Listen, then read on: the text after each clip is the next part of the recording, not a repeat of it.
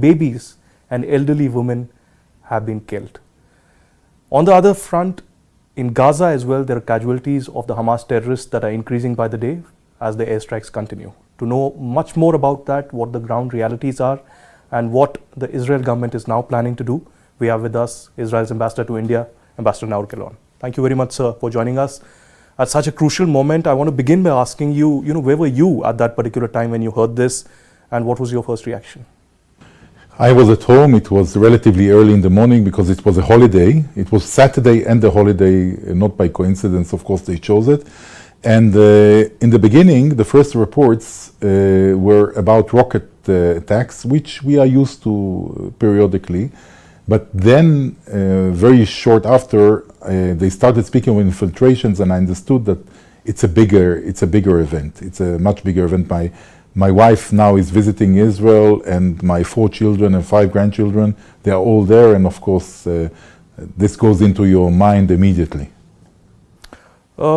It does, but now the reports are shocking. I mean, where does one even begin? The kind of catastrophe, the massacre that has happened in southern Israel, and I remember this because I visited all these areas. I mean, thanks to the Israel government and the IDF that they took me there in November last year, and I visited all these places right at the bank of the border, and in fact I visited even those kibbutz where the innocents have been killed. And of course the Kerem Shalom border crossing where from many of these entered as well. What can you tell, what is the ground situation right now in southern Israel and otherwise overall?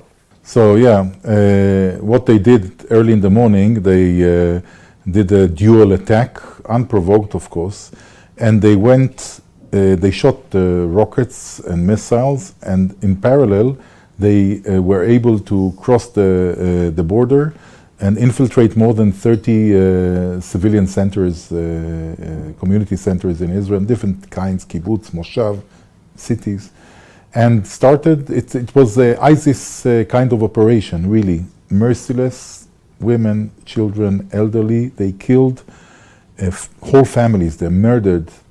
I don't want to go into all the atrocities and the war crimes there, but it really, the pictures of ISIS, decapitating. So I'll stop here because the viewers don't have to hear these graphic things, but it was something we never knew in the past. We had things, but nothing that is ISIS-like. We understand that Hamas adopted over the years, really, the approach of ISIS. And that was the situation. We have to admit that there was a collapse of the protection there, and then citizens found themselves alone against the terrorists, and that happened for about 12 hours. That until forces started coming, it took time. It took us time to regain. Now, already 18 hours later, I think we already regained control of all the 30 centers of population. We still have some people in the ground, on the ground, some terrorists that are hiding. So they were either in buildings, because towns you can find places to hide, or in the woods around or something. But we already killed quite a few since there. I think that there are probably very few left. Israel, for the last 2 days, is already attacking from the air in Gaza. We are building ground forces around Gaza, so reserves, very serious number of forces, because at the end of the day, we have to make sure that we are depriving Hamas, this terror organization, and its terrorists from the ability to execute such attacks on Israel in the future. This is going to be the aim. In parallel, we have also in the north Hezbollah. Since it was a surprise, we don't really know how much Iran was behind it. But we do know for the time being that Iran for a long time was equipping, giving weapons and technologies and know-how to Hamas, and were training their people. And there were a series of meetings of heads of Hamas, Hezbollah, and Iranians around us in the last open sources, so known meetings. So Iran is surely somewhere there, but Hezbollah is totally an arm of Iran. So unlike Hamas that are Sunnis and anything, Hezbollah is Shiite, it's part of Iran in their point of view and how they see themselves. And they are starting to heat the border in order to create a two front so far, not fully. We hope it will not go into full mode. If you saw the Americans, in order to send the message, sent a fleet carrier and some ships closer to the Eastern Mediterranean, sending the message. And yesterday, President Biden, in a very brilliant speech, also said very clearly, don't open here a front to Hezbollah and to Iran, namely, I think. And this is the situation, more or less. Now we'll see how now in Gaza things go on. Ambassador Gilon, before we get into Gaza, before we actually discuss about Iran as well, and that's important, I want to take you back to Saturday morning. You know, one visual that really doesn't go away from my mind since Saturday morning is the peace party that was happening right near the border. And in this open field, you know, people are enjoying and, you know, having a best of times early in the morning. And, you know, they don't look at the sky. They're partying and they're enjoying amongst friends. And these are youngsters I'm talking about. And somebody pans the camera towards the sky. And while we see these people partying and enjoying and having a drink, suddenly there are these paragliders coming from the other side and nobody realizes that within minutes there will be a massacre here. What was the crime of those 260 people that were killed? It's, you know, there were 3,000 people more or less in the party. It's very customary to do that. It's overnight and they drink and they sing and they listen to music. It's a cultural thing. We have it all around Israel. Youngsters love it. Yeah, the only crime is to be in the wrong place and a very comfortable target for Hamas. They sent with the pickups, with like you see from Daesh, from ISIS from that time, pickups with people with the machine guns on them, just, you know, shooting. We didn't speak of the fact that they are assumed. So we have around, now the figures are more than 5,000 rockets shot to Israel.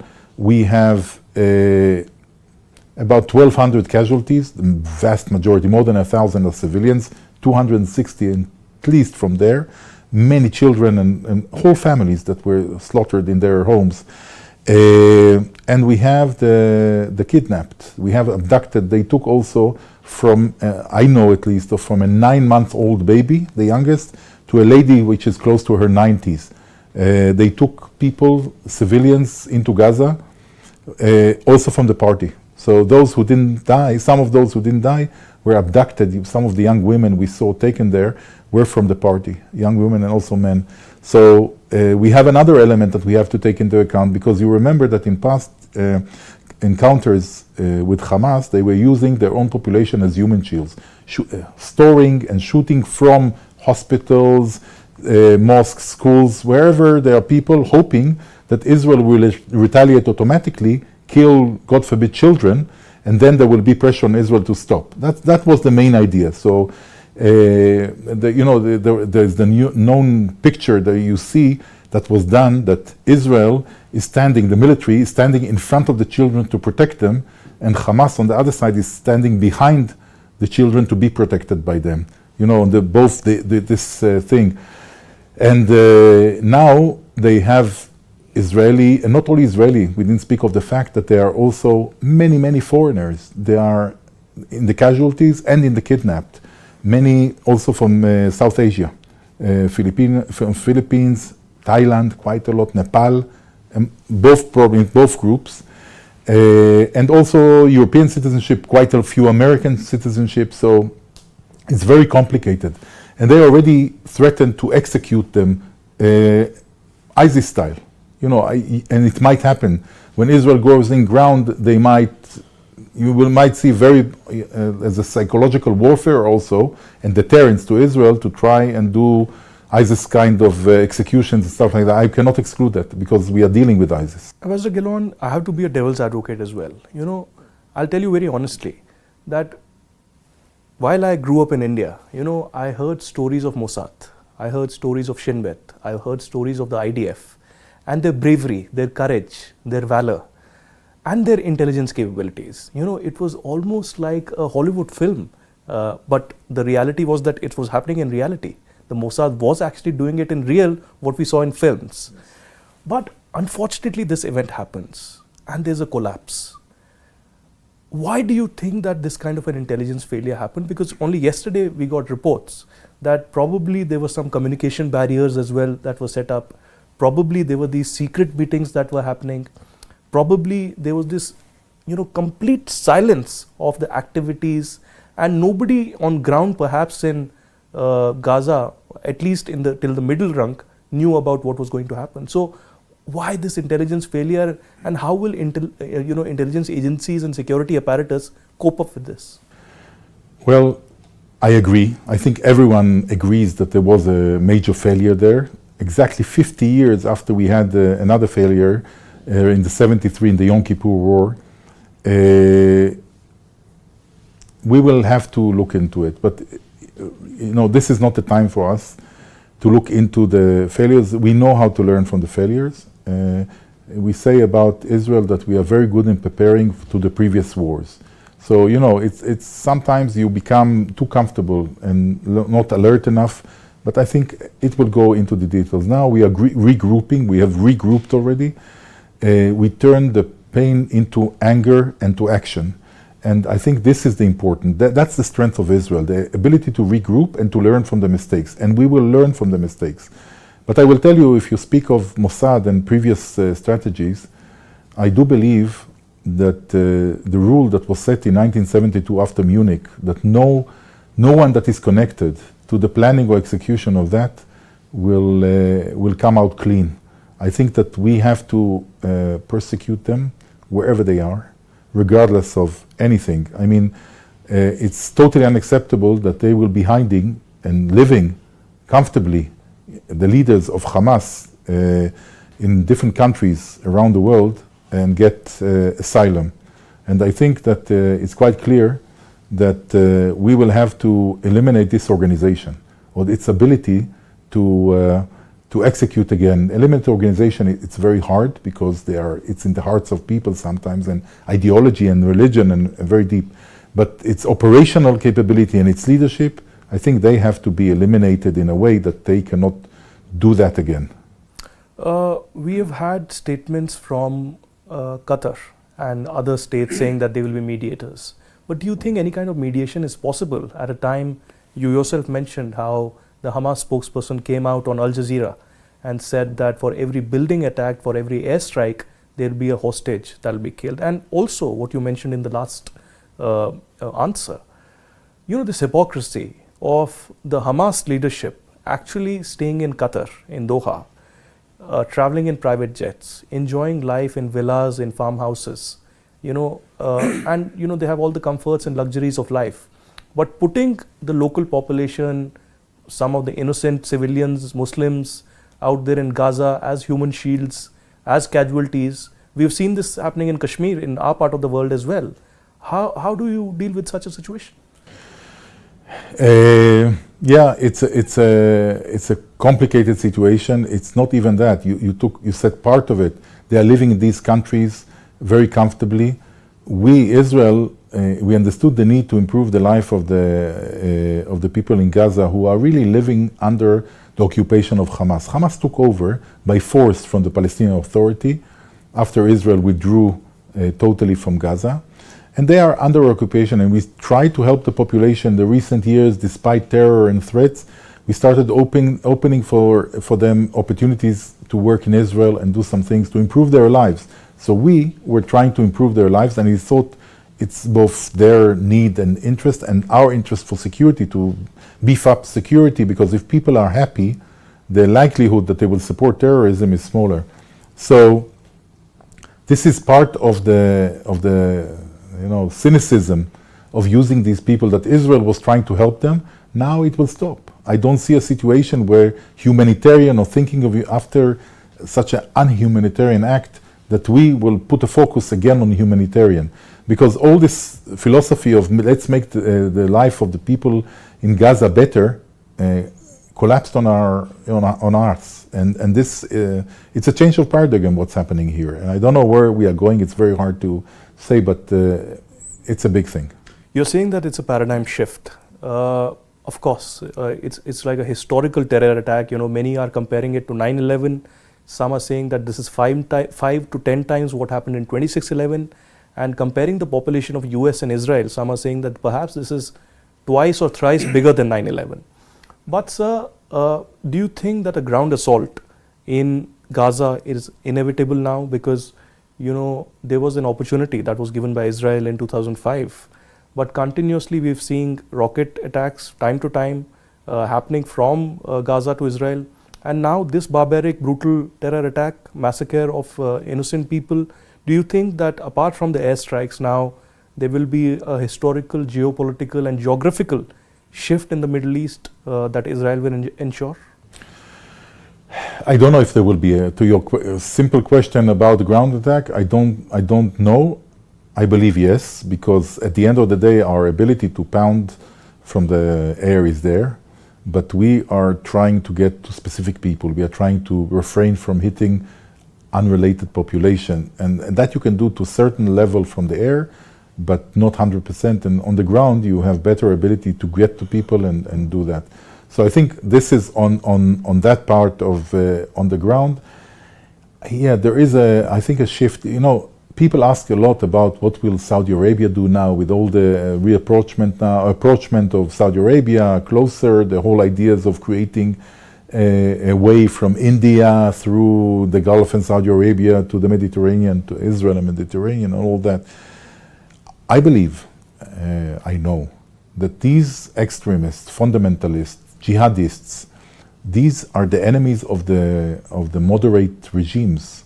So they are the enemies of the Egyptians, of the Saudis, of the Gulf countries, because they threaten them. In every place you have a different name to the group, but the ideology is the same. So what Israel is doing here, in a way, is serving the moderate forces in the Middle East, in West Asia. And I don't know if it will make a shift. I think that if you look at the situation where Israel was unprovokedly attacked and is now going to take care of the source of the threat, it should strengthen our relations with these countries. I saw UAE in a very strong statement in the UN, and also their spokesperson and others also. I think they understand the point. Again, there is public opinion, there are issues, and once we start fighting on the ground, it will be harder to explain to people who are, emotional about it in the region. But in general, I think we are serving the stability of the region, eliminating the people who are trying to destabilize the region. The head of the snake from our point of view is Iran. There is no doubt about it. Iran has many proxies and messengers and different connections with terror organizations, with the Houthis in Yemen, with ISIS in Sinai, who was bordering. In Bahrain, they were trying to destabilize. With Hamas, with Hezbollah, of course, in Lebanon, they are much involved in Iraq and in Syria. Wherever you see instability, the Iranians are there. So I don't know, we are now dealing with the immediate threat, but if the world is looking to the real problem in our region, I have no doubt that it is Iran. You know, Ambassador, some time ago, the Abraham Accords happened, and there was a historic joy among these countries and the world that there's a huge shift that is happening. And now we were increasingly talking about the normalization of relations between Israel and Saudi. Do you think that has already taken a hit, and perhaps this event unfortunately has taken us 20 years back? So first of all, I do believe that it was a huge shift in the Middle East when the Abraham Accord happened, because for the first time, countries did not put the Palestinian issue as a precondition. By the way, what India did quite a few years before in the dehyphenation philosophy, saying we will deal, for example, in our case, we will deal with Israel and with the Palestinians separately. None is the condition to the other. And this is what really these countries said after many years, that the Palestinian interest was put in front of the interest of their own populations. They said, no, I do a separation. It's not that I stop supporting the Palestinians, but my interest is to have relation, my and maybe also the region, to have good relations with Israel. And I think this is a strong decision, which brings already fruits to the Middle East. I to you, two different ideas of projects together, people to people, it brings fruit and it's good. So as I said before, I believe that Hamas kind of jihadi organizations with different names around, ISIS-like organizations, they are the enemies of this process of stability and creating more globalization of the region, more cooperation, routes from India to the Mediterranean, all that. We are taking care of the problem of the good countries, of the moderate countries in the Middle East. So I don't know, maybe in public opinion now there will be a delay or something, the need to delay, but I think that the long-term interest proved already itself and will prove in the future as the necessity of the countries, the moderate countries, to get together. I separate two kinds of leaderships in general in the world, in my eyes. One leadership are the people who their first concern is the well-being of their populations. India, Western countries, Israel. What we care is how do we make the lives of our safer, better economy, better things. And there are others who are looking outside. How can I destabilize? How can I create problems? You know, the well-being of their population is not in the first place. And we, the like-minded, the ones who want to, that's the power of the world. I think these are the good people of the world, good countries, good leaderships that have to unite together. Ambassador, there's been considerable support that has come in from the US President. At least 2 to 3 statements have come in. There's a joint statement that has also come in. Biden personally has made a very emotional support to Israel. He has of course spoken to Prime Minister Benjamin Netanyahu as well. As of now, they have pledged military support and aid to Israel. Apart from that, aircraft carrier strike group has been also sent near Israel waterways. What kind of support does Israel expect from United States? And if there is a full-scale war or a possibility, unfortunately, of a two-front war, do you expect the US to actually join the war? You know, one of the principles of the strength of Israel is that we never asked anyone to come and fight our wars. It was never a wish. Also, it shows weakness. If you depend on outside assistance, even in the dire situation of the Yom Kippur War in 1973, Israel regathered and won the war. I mean, physically, we were already both on the way to Damascus and the way to Cairo, the two capitals that attacked us. So we reconquered the area, the territories, and advanced to their territories. And the price was big, but we knew that you have to tell everyone, we will protect ourselves with our own blood. Don't spill blood on us. So in this sense, I think that we can deal with Hezbollah and Hamas at the same time. We are very appreciative of the Americans to put deterrence there in order to prevent this from happening, because we are not looking for unnecessary wars. We have now a war that was declared on us and declared back by us with Hamas. This is one situation. If Hezbollah wants to come in, we will be able to handle two fronts if we need. It's not easy, not simple. But since, you know, what is the strength of Israel? That it's, you know, we had the Holocaust. 1/3 of the Jewish people died in Europe in the 1940s, 40s mostly. We don't have an alternative. So, you know, in Israel, we know, you know, some know how to swim, but Cyprus, the first democracy in our region, is too far away to swim. So the only possibility to stand tall and fight. And that's what we do. The Americans are helping us a lot. They're helping us with rearming, you know, because we are using a lot of ammunition and stuff like that. So this is very important to us. They give us a political backing. But I don't want them to fight for me. I don't think that we need it.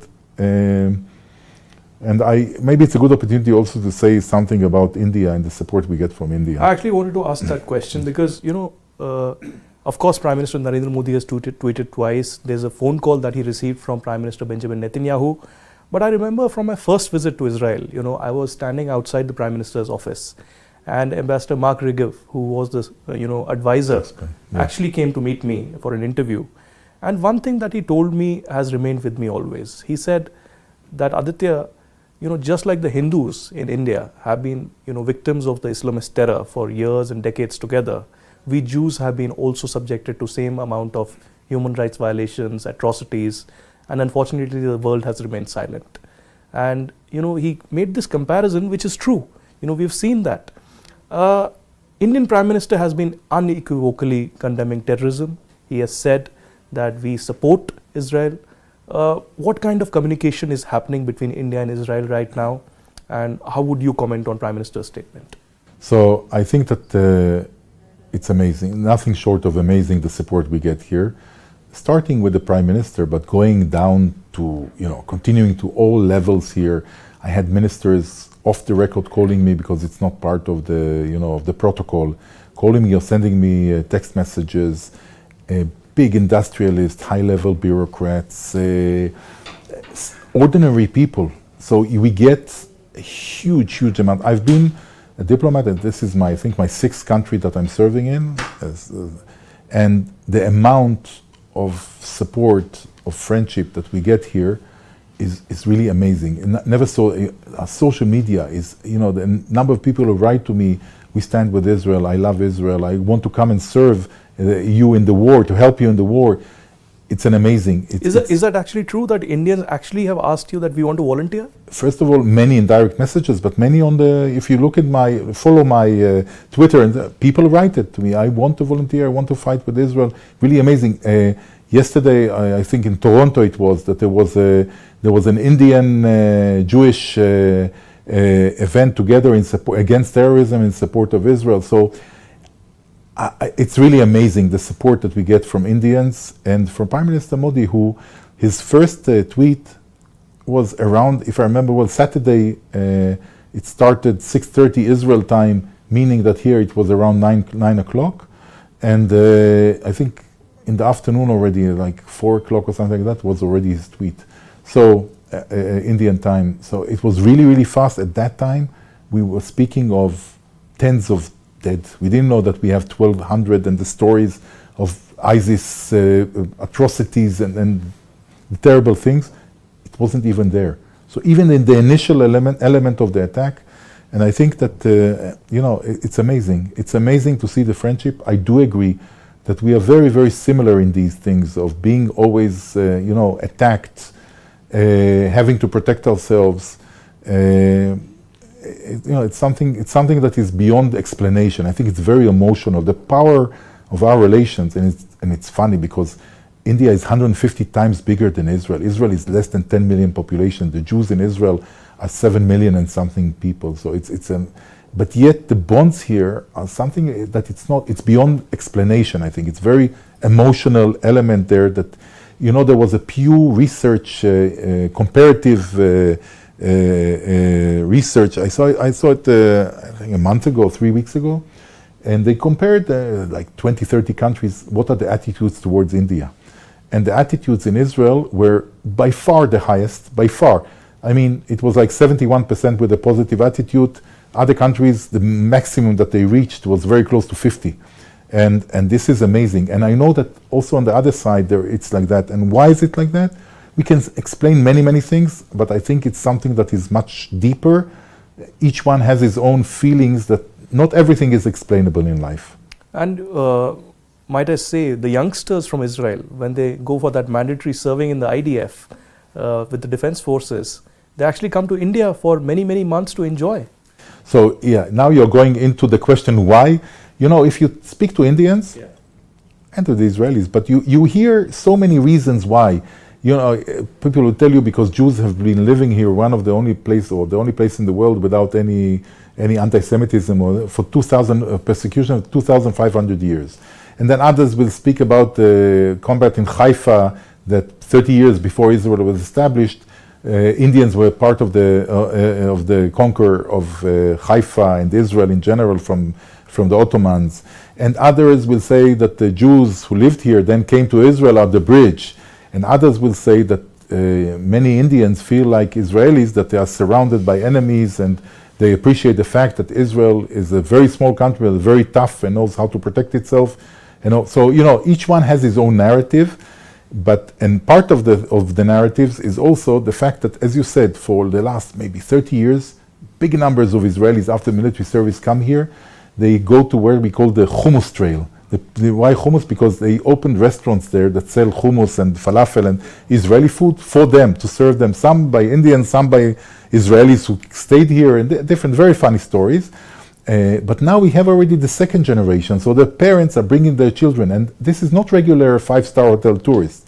They are backpackers, they come here for 6 months, 9 months, they live like Indians, they go to do yoga and they shanti and whatever. They want to live here the full potential of the Indian culture. So these people come back to Israel, they are already, in a way, ambassadors of the Indian culture.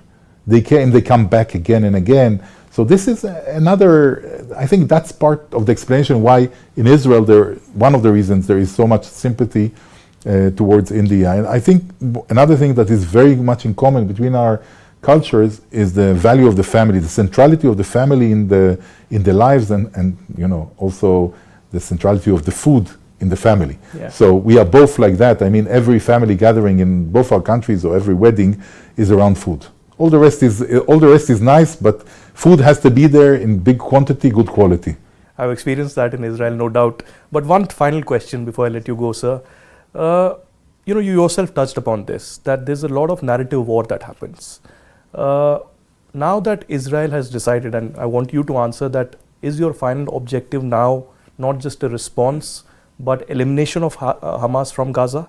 And secondly, whether or not that ground assault happens or whatever happens, there will be a huge campaign, not just in America and the West and the European Union and the UN, but on social media about humanitarian crisis, about Israel's so-called war crimes, and they will start attacking Israel left, right, and center. How do you plan to deal with that? Yeah, I will tell you the way that they think that they're sophisticated now. When people don't want to speak about the atrocities that were done to Israelis, they start trying to create a context. So as if there is a context to killing of population, meaning there is a justification. What is the context? They say, yeah, it happened, but you have to look what they did or what happened or what is the history, and all of that is justifying terrorism, because I believe that terror is terror is terror.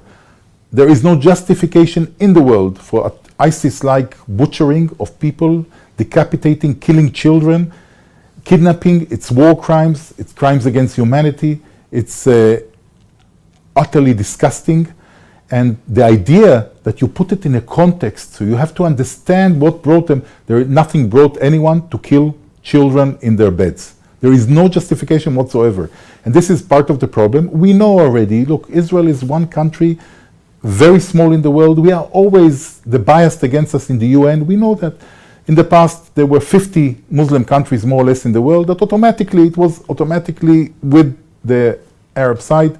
Today we have already, it's a little bit more complex, but still there is an automatic majority against us in the UN.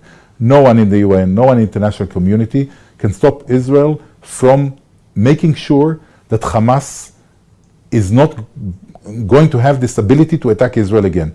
So you asked me about eliminating, I don't think that eliminating is possible. I said before, sometimes it's a religious belief of people, sometimes it's something else. It's inside the people. When people are crazy, they're crazy. There is nothing you can do. But you can eliminate their ability to execute serious attacks. So here and there you will always have attacks. Lone wolf style of things. But this magnitude or this ability to shoot at Israel any now and then and to penetrate and kill 1,200 civilians, most of them, that we have to eliminate. How it will be done tactically, it remains to be seen how the military decides and the government decides to go at it. Well, Ambassador Gilon, it's always a pleasure, but here's praying for all the innocents who lost their lives, and more power to Israel to defend themselves. Thank you very much. Thank you, Aditya. Thank you. Thank you.